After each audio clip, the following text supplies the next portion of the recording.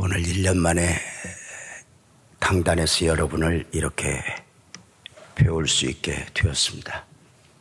작년 송구 영신 예배를 드리면서 저는 원로 목사로의 삶을 시작해야 했고 그 새로운 삶에 많은 것으로 적응을 해야만 했습니다.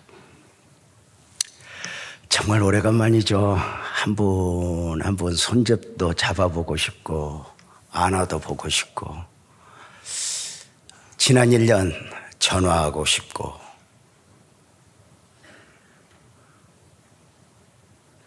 들려오는 소식에 아픔이 있을 때 심지어 은행 이자가 오를 때는 그 집은 어떡하지?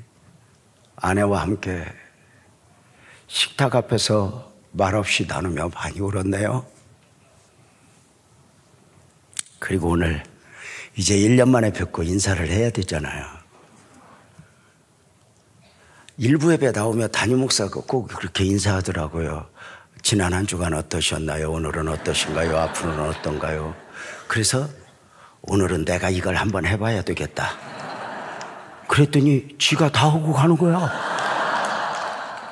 그럼 나 연습 안 나는 어떻게 하라고?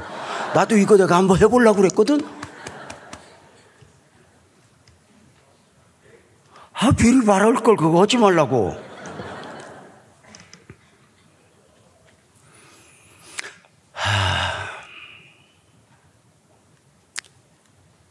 저는 원로 목사로서 우리끼리 주고받을 수 있는 인사를 하면서 말씀을 시작하고 싶습니다. 이렇게 지난 한 해 여러분의 믿음은 안녕하셨습니까?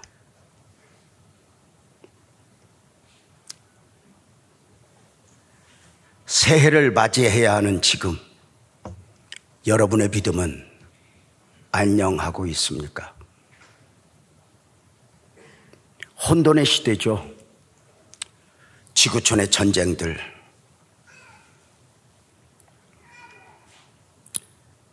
정치적으로 계엄, 탄핵, 끝을 알 수 없죠. 경제는 또 어떠해요? 이자는 한없이 치솟고 부동산 경기는 죽어가고 의료 대란, 갑자기 쓰러진 사람들이 응급실을 찾을 수가 없어요.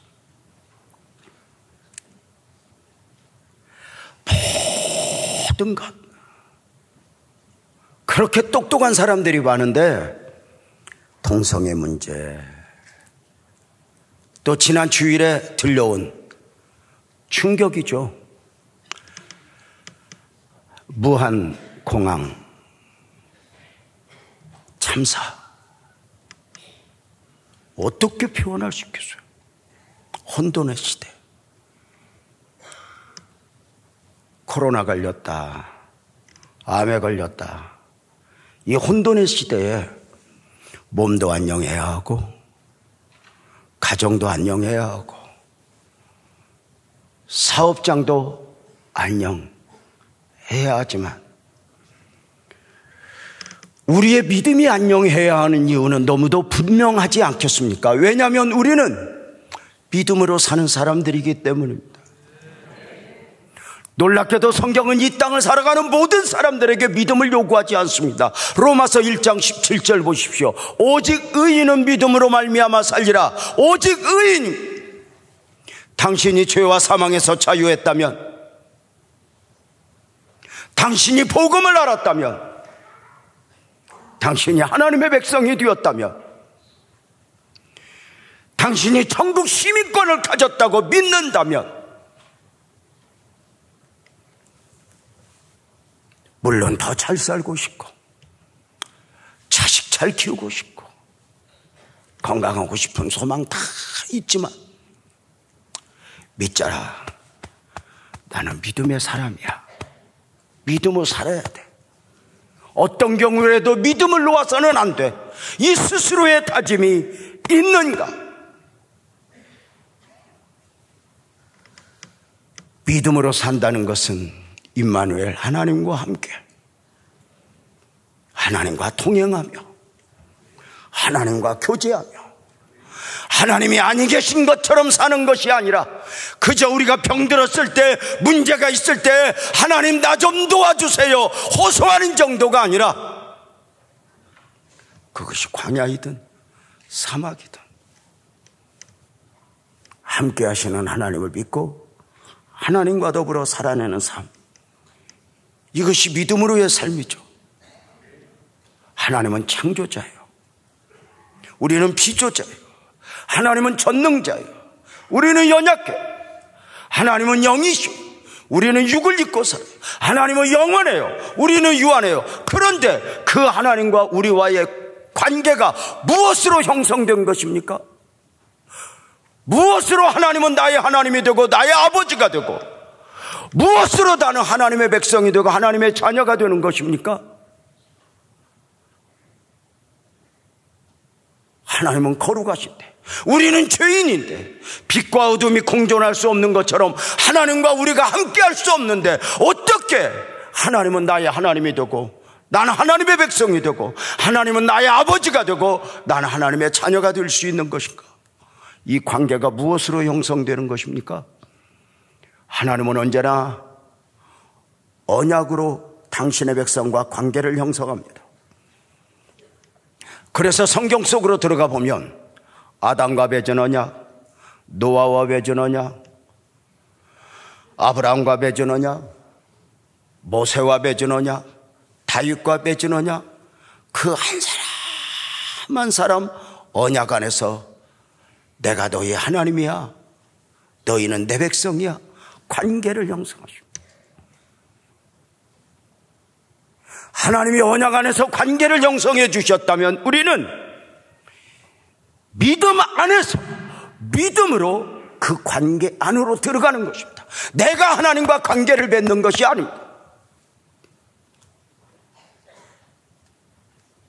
하나님은 언약 안에서 우리와의 관계를 형성하시고 우리는 믿음으로 그 관계 안에 들어가서 하나님은 나의 하나님이 되고 나는 하나님의 백성이 되고 하나님은 나의 아버지가 되고 나는 하나님의 자녀가 되는 것인데, 문제는 이 관계가 일시적이 아니라 영원해야 한다는 데 있습니다. 하나님은 변하지 않습니다.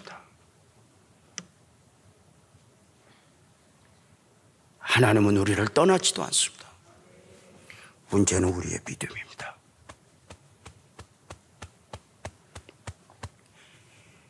믿음이 믿음되지 못하면 스스로 하나님과의 관계에서 나무에서 떨어진 가지가 되어 이것이 영적 사망입니다.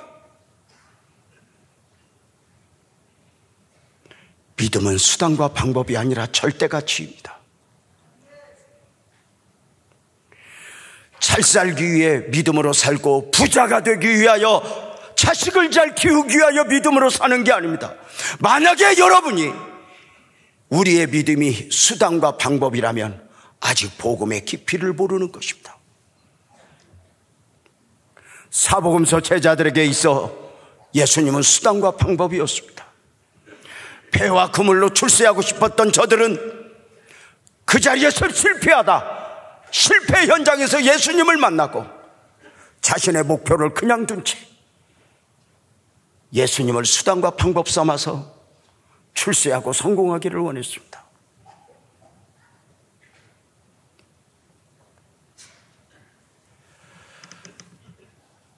사복음서 안에서 제자들은 예수님을 3년 반 동안 따라다녔지만 제자는 제자인데 예수님이 원하는 제자가 아니라 제자가 원하는 제자였습니다.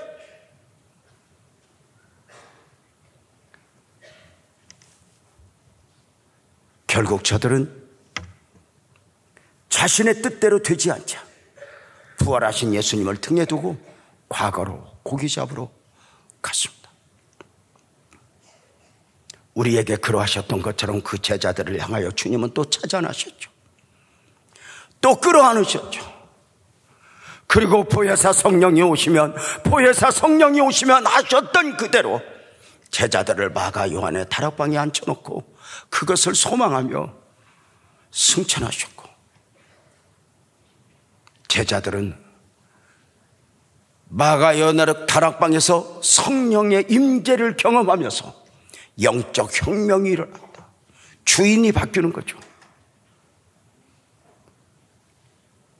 내가 원하는 나에서 하나님이 원하는 나로, 내가 원한 제자가 원하는 제자에서 하나님이 원하시는 제자로 완전히 바뀌죠. 비로소 그때부터 제자들에게 있어 예수님은 믿음은 절대가치였습니다. 사나 죽으나 주님의 것이요, 이 노래는 사복음서에서 부를 수 없습니다. 이 노래는 아무나 부르는 것이 아닙니다. 복음을 깨달은 사람만, 그저 멜로디가 좋아서 부르는 노래가 아닙니다. 아내와 결혼했을 때 작은 지하실에서 시작을 했습니다. 방만 보고 결혼을 했더니 방이 크길래, 반지하 방인데 크길래 얻었더니 나중에 가보니까 화장실이 어디로 이사 갔는지 없더라고요, 집안에. 그래서 화장실 공중변소 쓰면서 신혼살림을 시작했습니다.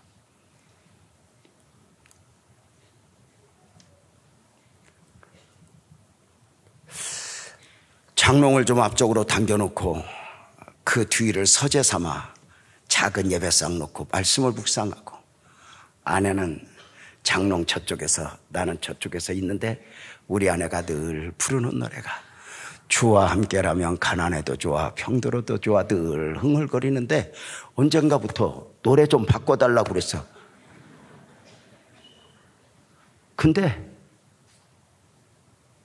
그게 좋다는 거야.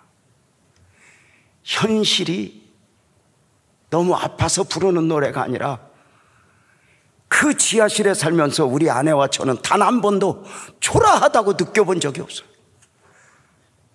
우리는 왜 이렇게 아무것도 없어? 집안에 왜 화장실이 없어? 그런 적이 없어요.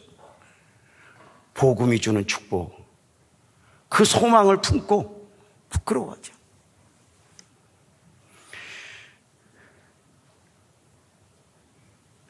사도행전의 제자들에게 믿음은 절대가치였죠. 우리의 믿음이 안녕해야 하는 이유는 이 믿음이 영혼까지 이르게 하는 축복이 되잖아요. 그죠? 우리의 몸도 사업장도 가정도 안녕해야 하지만, 부부 함께 안녕해야 하지만, 다 세상의 모든 건 거기까지.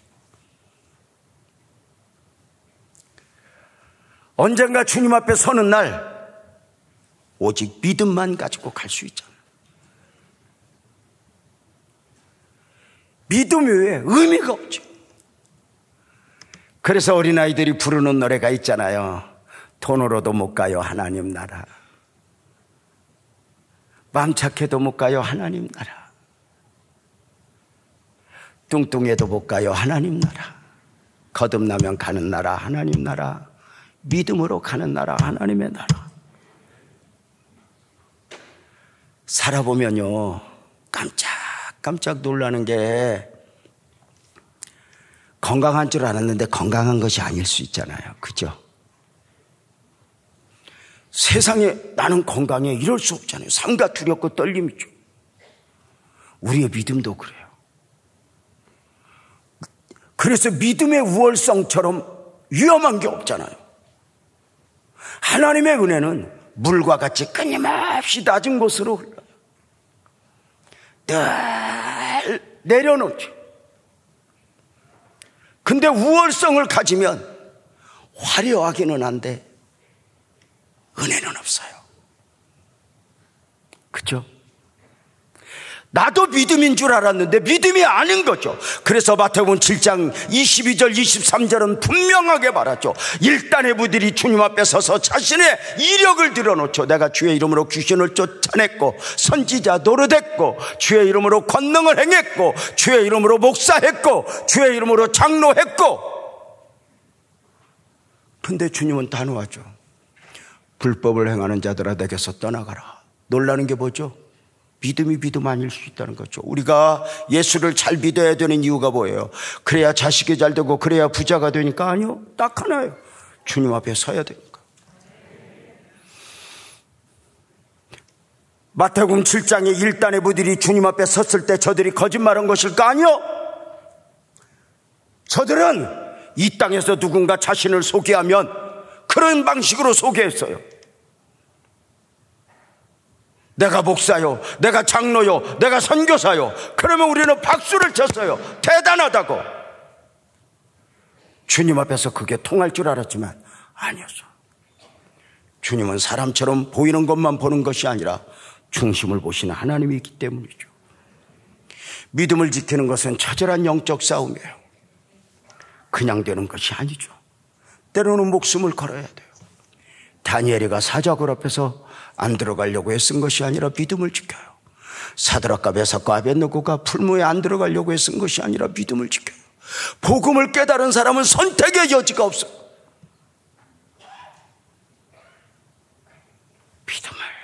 믿음을 마지막 영성 안에서 믿음을 지키죠. 믿음을. 모든 사람에게 마지막이 있을 거예요. 언젠가 우리는 마지막을 맞을 거예요. 무한공항 항공기 참사는 남 이야기가 아니에요. 비행기를 자주 타는 저는 깜짝 놀라죠. 남 이야기가 아니잖아요. 문제는 이 마지막을 우리가 아무도 알 수 없다는 거예요. 그 마지막은 정해지지 않았어요.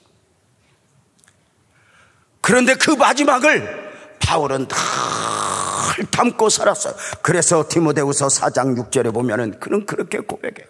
내가 전제와 같이 내가 벌써 부어지고 떠날 시각이 가까웠도다. 다 순교의 각오 가운데 40에 하나 가마매를 5번 맞아도 3번 대장으로 맞았죠. 죽었다고 수없이 되던져져도 나는 가리라 그 길을 가는 거죠. 놓을 수가 없는 거.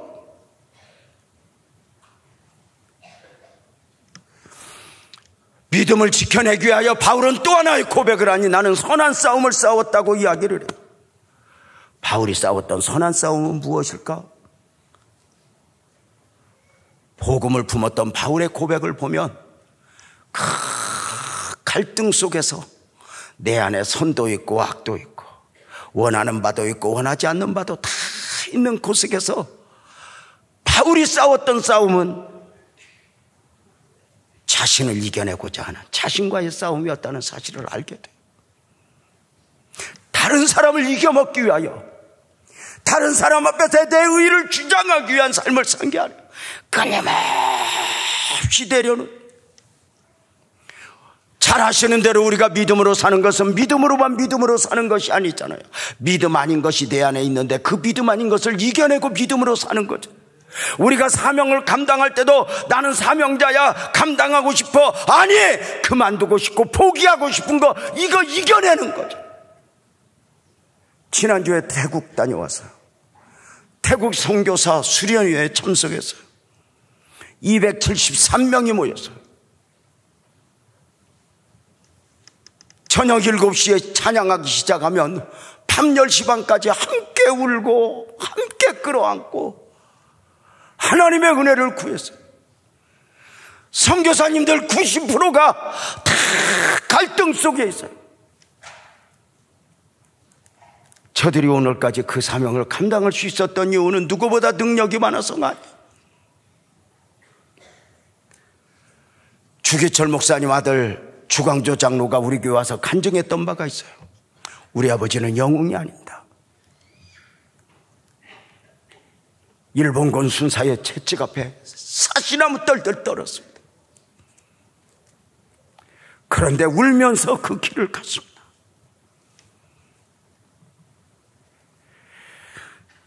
자신을 싸워 수없이 내려놓는 거죠.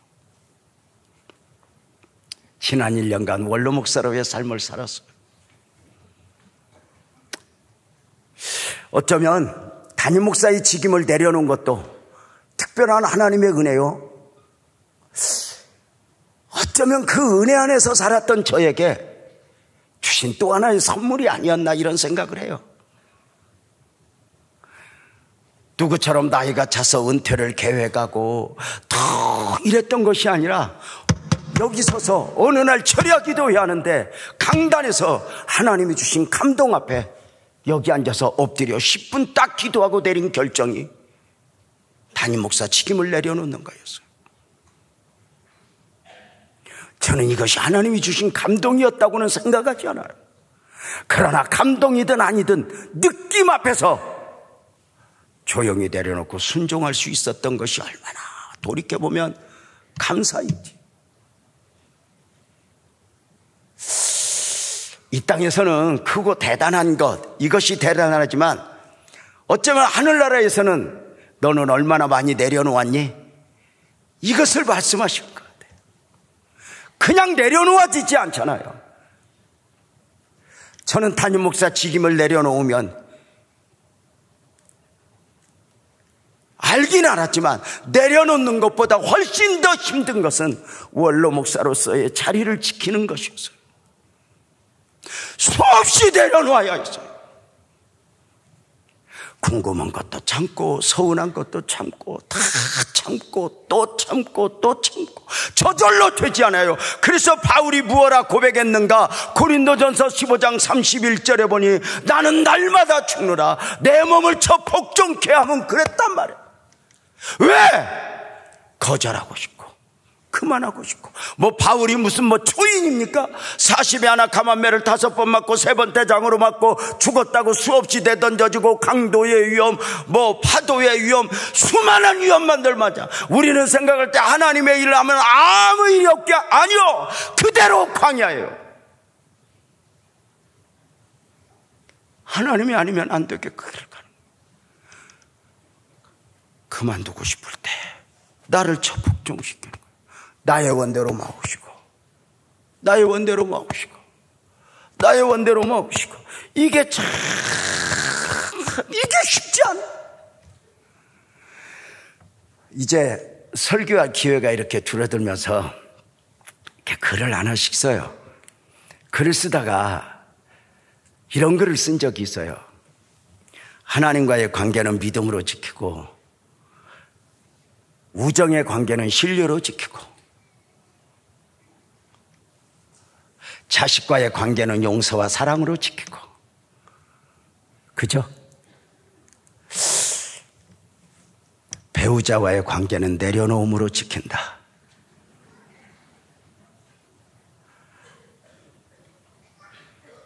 보세요. 두 부부가 가족이잖아요. 가족이 가족으로 살면서도 수없이 내려놓음으로 살아야 할진저 교회는 가족 아닌 사람들이 가족으로 살아야 되니 얼마나 더 많은 내려놓음이 있어야겠어.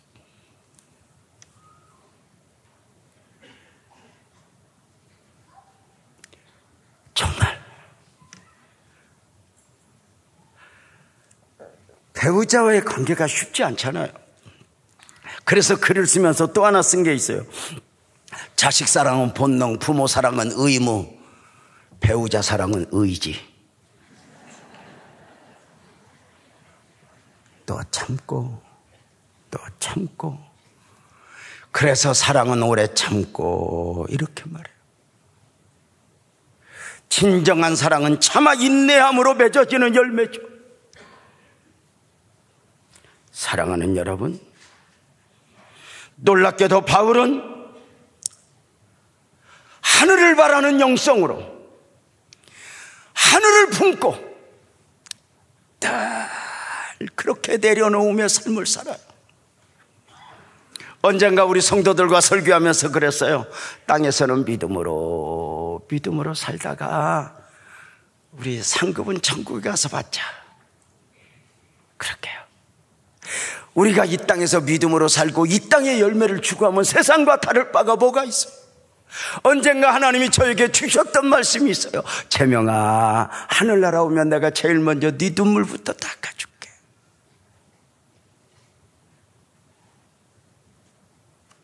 그냥 내려놓음이죠. 지난 1년간 얼마나 감사했는지요. 제가 담임 목사 직임을 내려놓고 원로 목사가 되면서 우리 아내와 가장 큰 기도 제목 중에 하나는 하나님이여 빛나교회 공동체가 나 없어도 되는 교회가 되게 하소서였어요. 내가 있어야 되면 문제가 돼요. 하나님 나 없어도 되는 교회가 되게 하소서. 그랬더니 진짜 없어도 되니까 지랄 맞더라고. 기도는 했는데 뭔가 가끔 그런데 담임 목사가 이게 얄미울 잘하고 지랄하고 고마움이죠. 장로님들 고마움. 여러분 아시다시피 제가 터키 선교사회에 많은 씨름을 하고 다녔어요. 장로님들이 저를 품어 후원해 주지 않으면 제가 어떻게 갈 수 있겠어요? 제가 담임 목사 자리에 있을 때 가지 못했던 자리를 가는 거예요.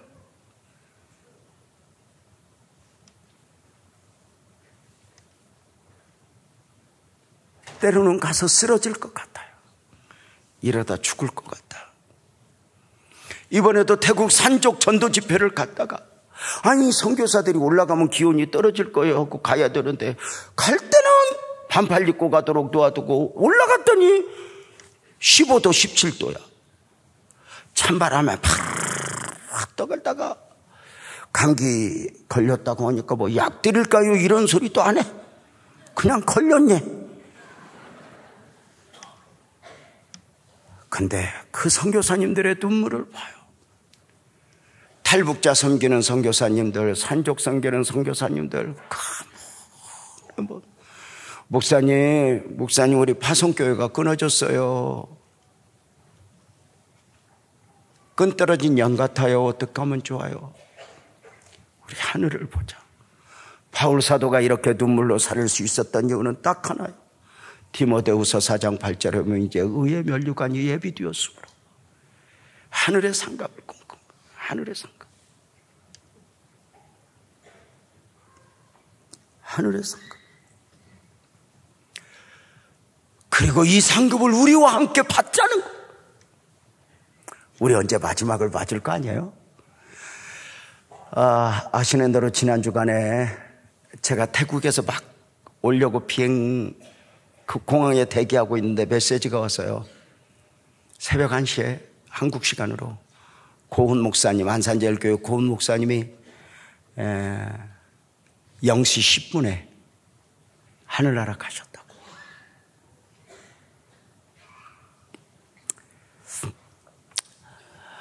와서 조문을 갔는데 78세로 하늘나라 가셨어요. 너무 부러운 거예요.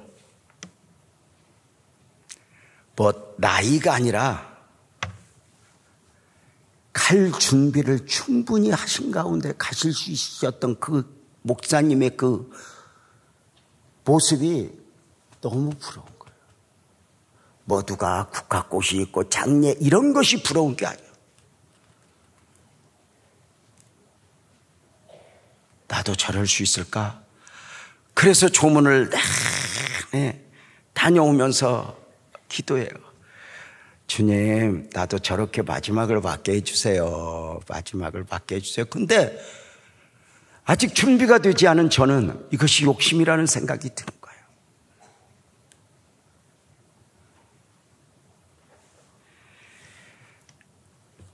저는 여러분에게 여러분의 믿음은 안녕하십니까? 질문과 함께 오늘 말씀을 전하기 시작했어요. 그러나 오해하지 마세요. 믿음만 중요하다고 말씀을 드리는 게 아니에요. 그 믿음 안에 믿음 또 하나가 뭐냐? 크게 하면 합시다. 이 모든 것을 너희에게 더하시리라.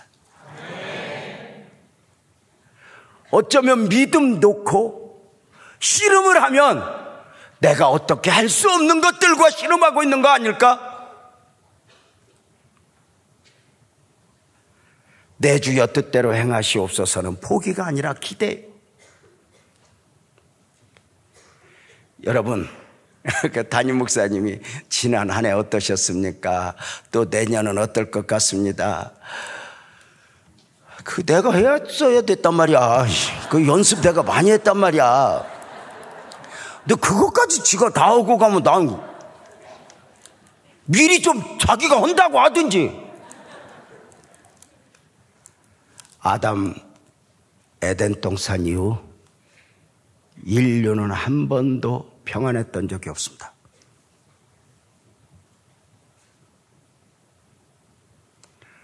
기가 막힌 하나님의 솜씨는 딱 하나입니다. 너는 나 아니면 안 돼. 이것이 하나님의 욕심이고, 지금까지도 은혜하지만 딱 한마디 하나님 아니면 안 되었고, 앞으로도 하나님은 아니면 안 될 거예요. 종종 절 보고 후배들이 물어요. 목회가 무엇냐고. 그때마다 제가 답한 게 뭔지 아세요? 빈속촌의 줄타기, 장인의 줄타기와 같다고 이야기를 해요. 빈속촌에 가면 장대 하나 들고 출렁출렁 줄타는 장인을 봐요. 높은 줄에 달려 걷는 모습이 출렁출렁 걸을 때 모르는 사람들은 박수를 쳐요. 대단하다. 대단할까? 그 장인에게 물어요. 어떻게 여기까지 왔냐고. 기술을 말해요? 아니요. 딱 하나요. 안 떨어졌으니까 왔지.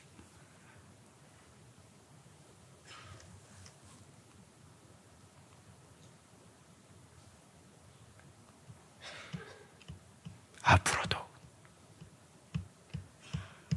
삼가 두렵고 떨리며 제가 이 길을 걸었기에 담임 목사한테 그렇게 고마운 거예요. 얼마나 힘든가를 알았기에.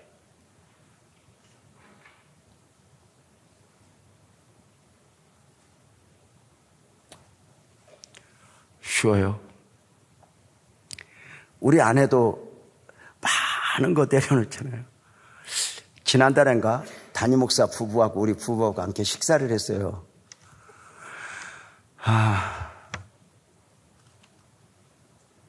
내가 샀어.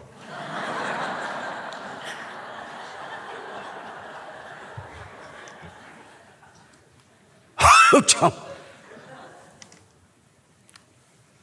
목회에 제가 고맙다 하고 있는데 우리 아내가 담임 목사 사모가 물어요. 사모님 어떻게 이렇게 큰일을 다 하셨어요? 그랬더니 그때 우리 아내가 했던 말이 그렇게 두고두고 제가 은혜가 되는 거예요. 자기는 담임 목사 사모로 살면서 빛나교회를 이름 없이 빛도 없이 섬기면서 하나님 앞에는 다 울었는데 하나님이 도와주지 않으면 안 될 정도로 아주 불쌍한 모습을 가지고 그렇게 하나님 앞에 울었대요. 그냥 하나님 앞에 울었대요. 하나님 나 좀 도와줘. 우리 남편 좀 도와줘. 우리 교회 좀 도와줘. 그렇게 불쌍히 여김을 받고 저거 오늘 안 도와주면 안 되겠다 싶을 정도로 아주 불쌍한 모습으로 기도하고 그 다음 말이 은혜였어요. 그 마음으로 성도를 바라보라고. 하나님의 나를 불쌍히 여겨주신 만큼 성도들을 다 불쌍히 여기는 게 목회라고.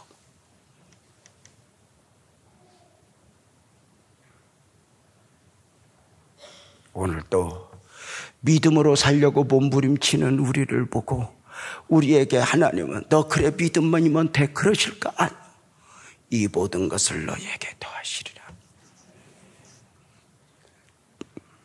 기도하겠습니다.